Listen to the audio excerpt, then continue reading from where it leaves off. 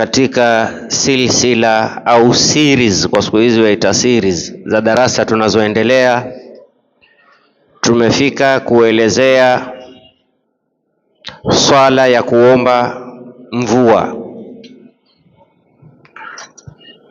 na tukasema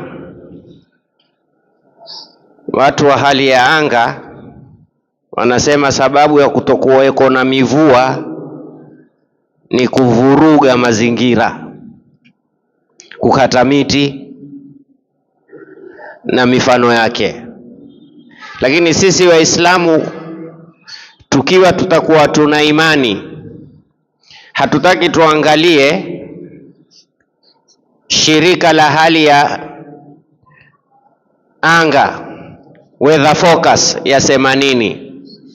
Sisi tunataka kama Waislamu tuangalie anayeteremsha mvua ni nani, na yeye amesema yuaiteremsha kwa sababu gani, na yuwaizuilia kwa sababu gani.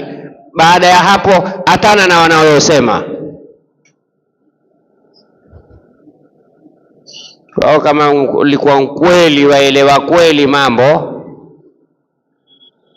wangejua tu mtetemeko wa ardhi utapatikana saa ngapi, wakawaambia wale watu wa Venezuela, Colombia, watu wa Colombia. Mwenyezi Mungu awasahilishie. Pigo kubwa sana, roho nyingi zimepotea. Mali sahali yana badali, lakini roho haina badali. Lakini suala, mimi na wewe twasoma nini katika tukio kama hili? Lile la Colombia huko Amerika, sisi Mwenyezi Mungu asituletee. Lakini wao hawakupelekewa kwa kuwa ni waovu sana, na sisi kwa kuwa ni wema sana. La, Mwenyezi Mungu Subhanahu wa Ta'ala alipowapelekea mitihani kaumu waliotangulia, akasema famastakanu li rabbihim wama yatadarraun, hawakurudi, hawakunyenyekea.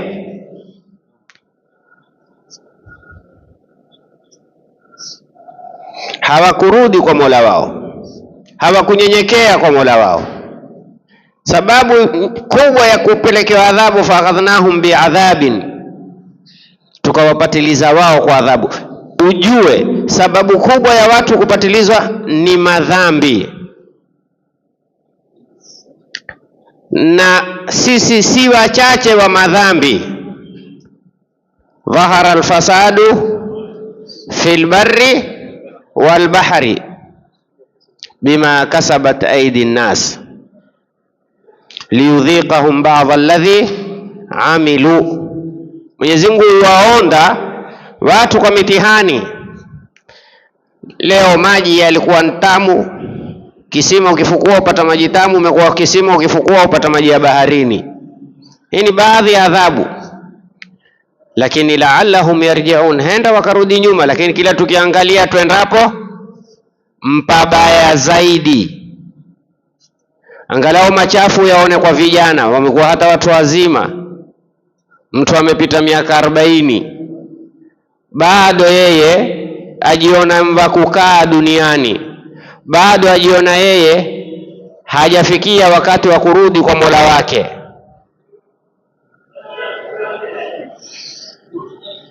Kwa hiyo Mwenyezi Mungu hajatukua guarantee ya kuwanusuru watu wakiwa wako kwenye maasiya au mukhalafa, kufanya mambo. Na henda dhambi ukaiona ni ndogo, lakini kwa kuidharau nini watu fanya mambo, sisi tumefanya nini, ile ndio mbaya zaidi. Kila dhambi ukiidharau wewe kwa Mungu huwa kubwa, na kila dhambi ukiitukuza ukaiogopa ukatishika nayo kwa Mungu huwa ni ndogo. Kinyume, ile dhambi kubwa, ile dhambi ndogo wewe ukasema Kwa nini mimi nikafanya kosa kama hili? Ilikuwaje mimi nikasengenya? Ilikuwaje mimi nikadharau? Jamanini, tuna darasa hapa. Nyinyi mzungumzao huko,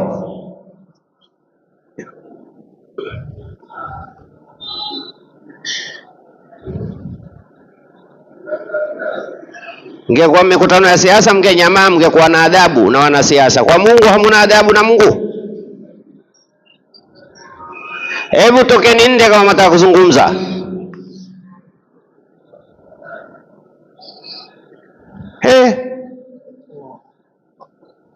Maneno misikiti haikuwekwa mahala pa kuzungumza, umewekwa mahala pa kuelezana ya Mungu tu. Hamalizi maneno nde mpaka ndani ya misikiti bado munayo tu. Hakuwatoshi nde mpaka mwingie na misikitini mzungumze? Tutaheshimu lini? Watu wengia kotini kila mmoja ana heshima, lakini ungia nyumba ya Mungu hata habari hana, na akakuta mtu uzungumza na yeye ana mazungumzo bado hajamaliza. Kiwa hutoheshimu sehemu ya Mungu, utaheshimu wapi wewe? Unajua, niwaambia kitu kimoja, kuswali haitoshi, lakini je, ile swala kwako wewe ina nafasi gani? Ile swala unaposwali sasa, waweza kuwa wewe waswali lakini ni culture. Hata hujui wewe ukaenda kuswali, uenda kusimama mbele ya nani, uenda kuzungumzana nani, ni culture. Adhuhuri tayari tuanze tusikitini, mimi naenda kwa ajili ya adhuhuri. Sendi kwamba mimi naenda kuzungumza na Allah, na kila kitu kina maandalizi. Sasa wewe waja huku watia story mpaka kama tusala Allahu akbar, utazungumza. Wallahi utazungumza ndani ya swala, kwa sababu uona maana kuadhiniwa kukapewa gapu. Kwa sababu gani? Ujiandae kisaikolojia, ili ukiingia angalau na short period akili yako ilikuwa yafikiria Mungu Mungu Mungu mpaka uingie ndani ya swala. Lakini wewe wallahi kata mazungumzo, basi utamaliza ngoja tuswali, utayaendeleza ndani ya swala.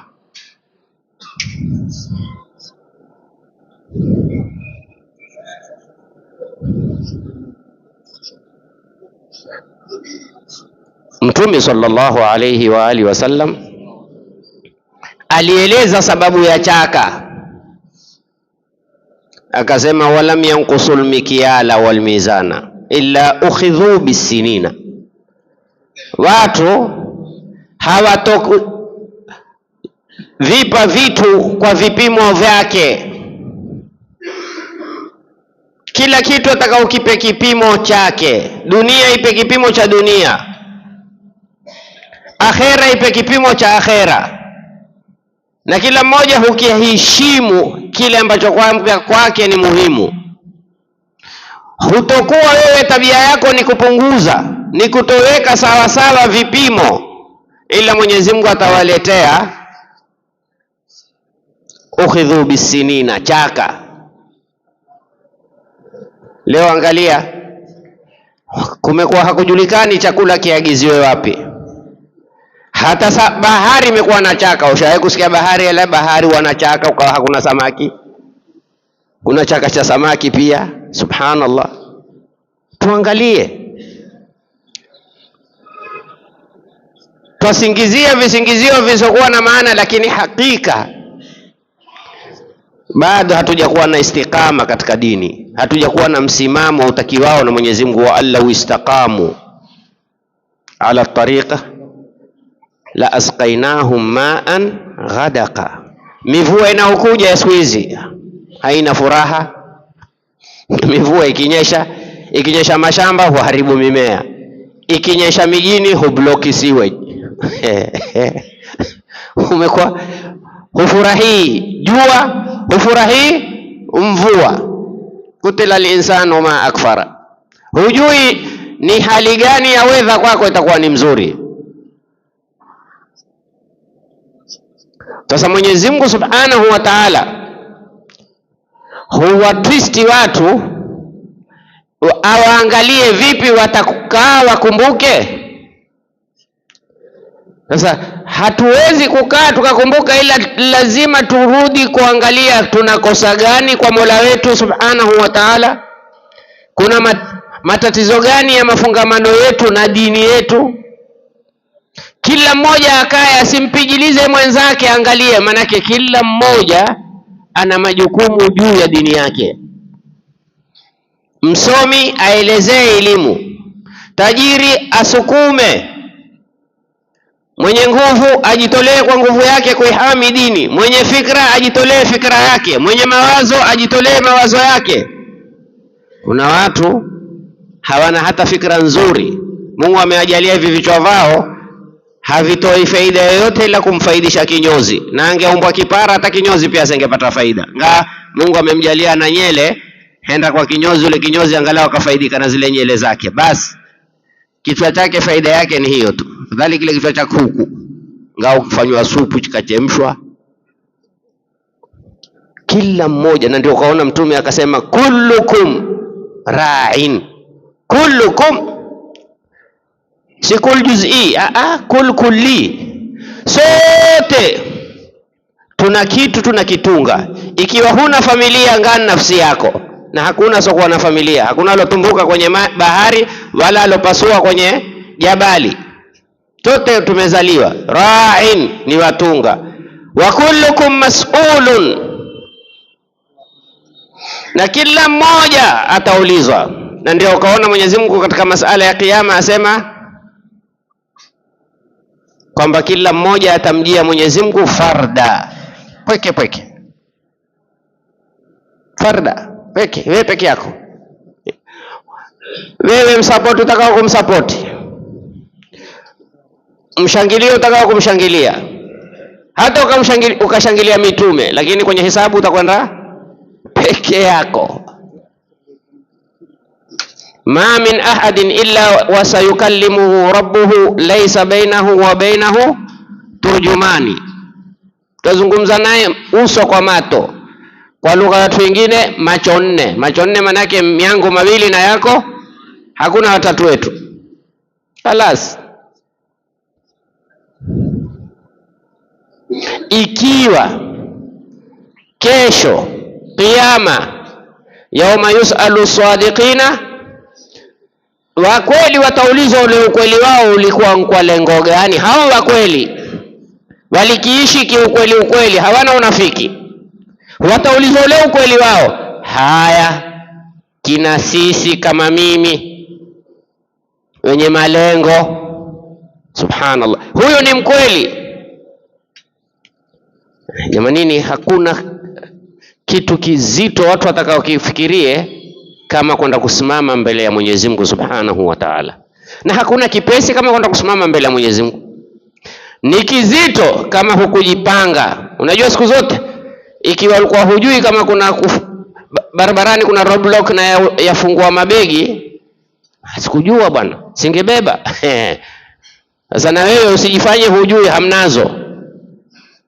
Lazima, hakuna ambaye hataulizwa. Sasa ni sahali, usibebe kisotakiwa, yasotakiwa madhambi basi.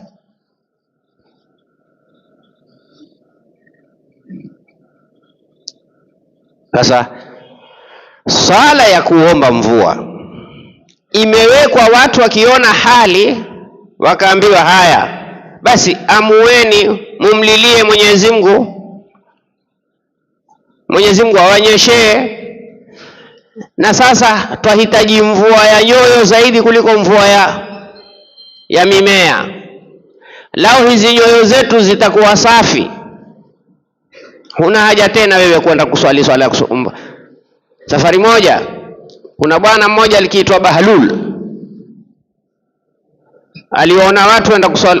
Bahlul ni watu ukiwaona wewe utaona ule naye hazimu au ukombee.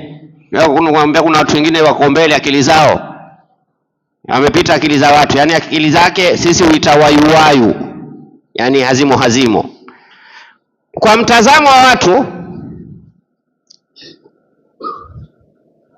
wakati wa Harun al-Rashid kulikuwa kuna huyu pia Bahlul, alikuwa uketi makaburini, ndo nyumba yake, ndo alalapo kila siku, lala makaburini. Siku hiyo Harun al-Rashid akaenda akamuuliza Bahlul, wewe una akili una wazimu? Akamwambia mimi ndo mwenye akili. Akamwambia kivipi? Akasema nyinyi huamirisha mji kisha mtakuja huku. Mimi nilijua nitaletwa huku, mmekuja kuamirisha huku. Nyinyi huamirisha miji huko na hakuna ketio huko. Kule akifa watu wote mwambia huyu afai, si wa kwetu. Baba yangu leo mwateni hapa nyumbani, nitamzika hapa. Peke ni kikoani. Na kule kikoani hajajenga hata kioski. Sasa henda kutafuta kupigania ardhi, aliona hapa akipigania ardhi hupata, akaona na kule pia akipigania ardhi, kumbe kule hupatwa yeye. Kuna watu hujepa ardhi za watu mpaka akaona akaenda akhera pia yeye ni hodari, atakuwa mjanja, atajepa ardhi peponi, mwambie ndakajepe motoni. Huku wizi hawaingii. Unajua wizi wana kaida. Kuna bwana mmoja siku moja alinunua frame ya mlango, akatia mashelfu asitie mlango. Akaulizwa, wewe vipi, mbona umetengeneza vizuri mashelfu lakini hukuweka mlango? Akasema, mimi nitaka kuuza vitabu. Sasa kama unataka kuuza vitabu utaibiwa. Akasema, la, mwizi haibi vitabu, na asomao si mwizi. Ukimwona mtu huiba ujua si msomi, na msomi haibi. Ukimwona wewe yua vitu vile vikubaliani, usomi na wizi haziendani sambamba. Asomaye haibi, aibio hasomi, si msomi. Dalili ya kuwa mtu si msomi ni kuiba. Sijakwambia wewe mwizi lakini mtu akijiona yeye huiba, jua si msomi. Haiwezekani usomi na kuiba. Aibaye hasomi na asomaye haibi.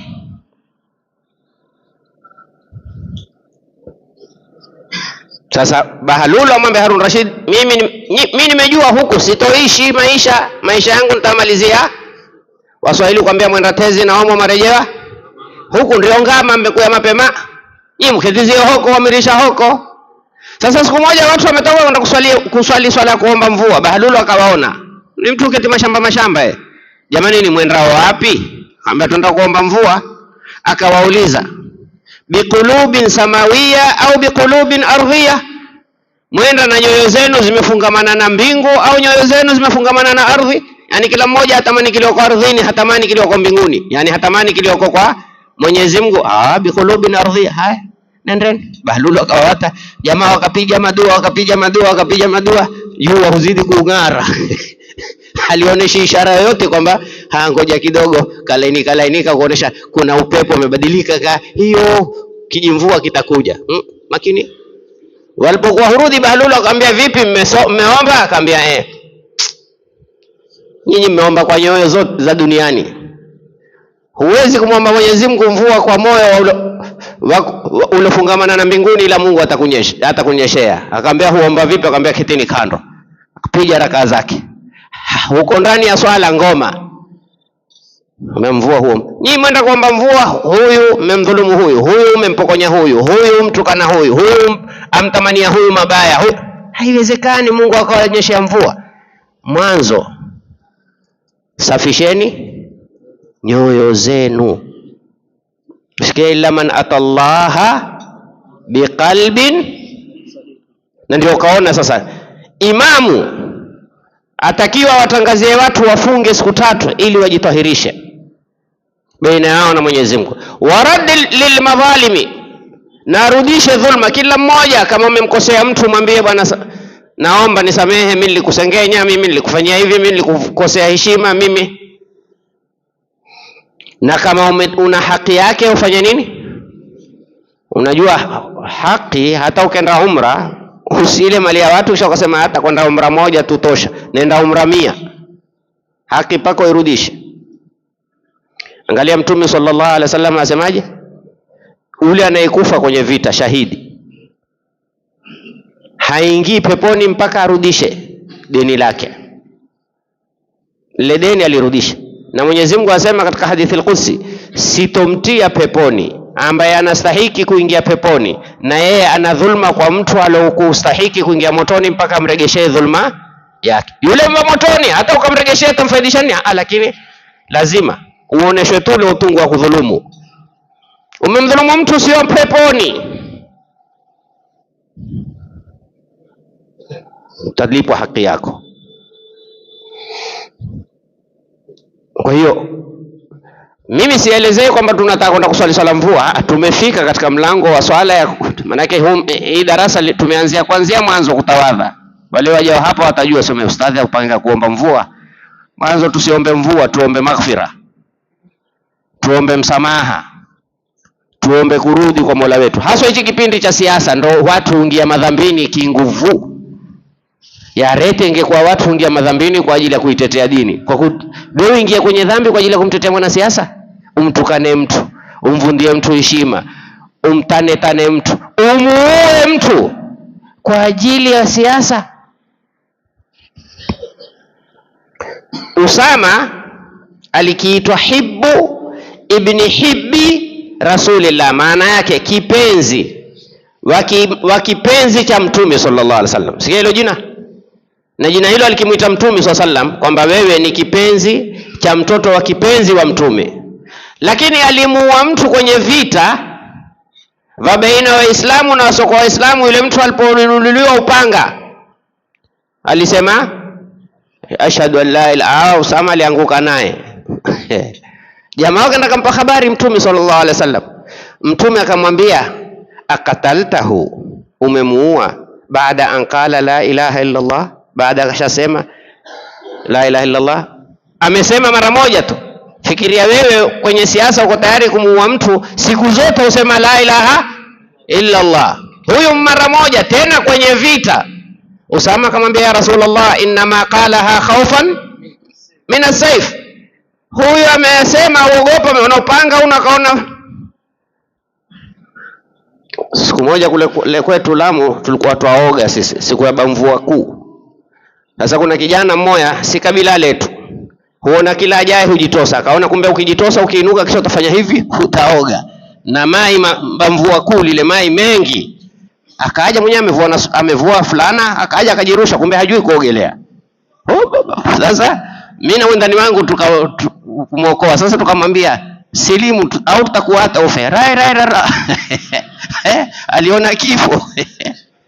Sasa ile la ilaha illa Allah ameinena kwa ajili tumuokoe tu pale, na tukifika juu ameturuka. Tuambia sitaki. Sasa Usama akasema huyu ameisema kwa kuogopa upanga. Sikiliza swala aliulizwa na Mtume sallallahu alaihi wasallam, ambao saa nyingine sisi huwahukumu watu hivi. Ashakakta sadrahu, ulimpasua kifua. Faalimtahu, ukamjua annahu qalaha khawfan min asayf, kwamba ni kweli alisema kwamba yuogopa. Wewe uliingia kifuani mwake. Mara nyingi sisi tutaanza mle mnafiki, uliingia kifuani mwake. Unafiki ni sifa ya ndani, si sifa ya nje. Sasa wewe uliingia ndani yake, ule si mkweli, uliingia ndani yake. Mtume akamwambia madha satafalu bila ilaha illa Allah yawm alqiyama, siku la ilaha illa Allah ikisimama, wewe umeniua, wewe umenivundia heshima, utajibu nini? Tuweni makini, hichi kipindi kinaokuja kibaya sana. Mshangilie mtu kwa mapenzi, sema huyu atatuletea maendeleo, na huna haja kusema upande wa pili, si wewe unataka huyu, msifu huyu tu, huna haja kumtukana mwingine. Lakini niwape kaida, ukiona mtu utukana mtu jua hana sifa, lakini ikiwa ana sifa tusifie, au sio? Si ana sifa, si ana maendeleo, tueleze. Lakini ukisikia mtu ule kadhaa wale kadhaa wataleta nini, wewe umeleta nini, tuambie wewe uliyoleta, basi tutajua. Wewe jieleze wewe. Laisa alfata man yad'i bisalifati, mshupavu shujaa si yule anayesifu wazazi wake. Innama alfata man yaqulu, mshupavu ni yaseme mimi sio baba yangu alikuwa taki. Babako tunataka wewe nani? Babako alikuwa simba, wewe kuku. Maana yake hata useme mbwa mwitu, kuku. Sasa sema ndugu zangu, tafadhalini tutunge hichi kipindi. Mtu aweza kuwa swali mashallah ameshika saumu ya Jumatatu na Alhamisi, lakini kikiingia kipindi cha siasa akavunda mema yake yote kwa kumtukana tu mwenzake. Sibabul muslimi fusuqun, kumtukana Muislamu. Muislamu haliswali, lakini Muislamu ukimtukana wewe ni fasiki. Si muumini, Muislamu tu kawaida. wa qitaluhu kufru, na kugombana naye ni ukafiri. Kwa nini tutete sisi? Kwa nini tukatane? Kwa nini tugombane? Kwa jambo gani la haswa la msingi? Wewe ni ijtihadi yako, umemwona huyu ni mwema, na yeye ni ijtihadi yake, amemwona ule ni mwema. Wewe msifie wako na yeye amsifie wako, lakini msitukanane. Mtu atakuonesha yeye ni mzalendo kweli, uko tayari kumwambia fulani ilikuwa mwana haramu, fulani si kijana cha fulani, fulani hivi, fulani hulala na wanawake za watu, fulani hulala na waume za watu. La ilaha illa Allah. Kwa nini siasa itufikishe namna hii? Siasa ikufikisha mahali hapo. Leo tunatarajia kuna jeneza itakuja hapa ya bwana Ramadhan nani?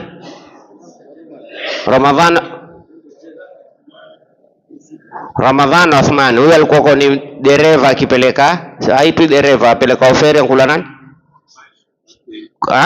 Alikipeleka feri, muiteni mtakavo. Nafikiri tumefahamu hapa Waswahili. Alikipeka feri, Mungu amemkhitari. Wenyewe wasema yawezekana kuchelewa kidogo, atakayekuwa na nafasi tusubiri baada ya swala, atakayekuwa na nafasi. La, mwenyewe amefungizika, ana mambo yamemshughulisha, kwa hiyo baada ya swala wale watakaokuwa na nafasi tutasubiria, inshallah sichelewe sana. Asijikao tuambia tusubiri kwa hapa saa 9 tatuweka mno. Lakini wenyewe mtuambia hatochelewa sana inshallah. Kwa hiyo msione sura mpya hapa zimekuja kwa ajili ya hiyo, kungojea almarhum. Mwenyezi Mungu atamfutia dhambi zake. Na sisi ikifika wakati wetu, Mwenyezi Mungu atujalie tufe hatuna dhulma ya mtu.